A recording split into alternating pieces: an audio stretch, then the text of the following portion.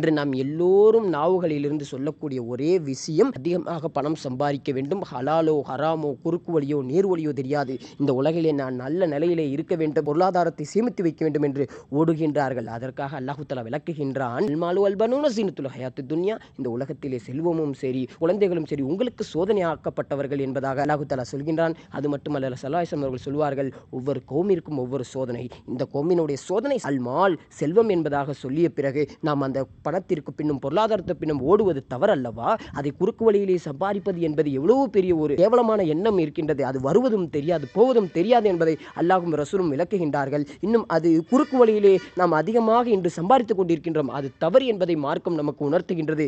அது மட்டுமல்ல, ஆரம்ப காலத்திலே பணம் வைத்திருப்பது நன்றாக இருக்கும், பின்பாக உங்களுடைய நிம்மதியை இழந்து விடுவீர்கள், உங்களுடைய சந்தோஷத்தை இழந்து விடுவீர்கள், உங்களுடைய குடும்பத்தை இழந்து விடுவீர்கள், எல்லாம் இழந்து கடைசியாக நீங்களே உங்களையே இழந்துவிட்டு நீங்கள் பாவியாகி விடுவீர்கள் என்பதை அல்லாஹ்வும் ரசூலும் நமக்கு காட்டவில்லையா? அப்படிப்பட்டவர்களாக வாழ்ந்தவர்கள் தான் ஸல்லல்லாஹு அலைஹி வஸல்லம் அவர்கள். ஆக சிறந்த பணக்காரரும் பெருமானார் தான், ஆக சிறந்த ஏழையும் பெருமானார் தான் வாழ்ந்து காட்டி சென்றிருக்கின்றார்கள். அவர்களை பார்த்து நாம் பாடம் பெற வேண்டாமா?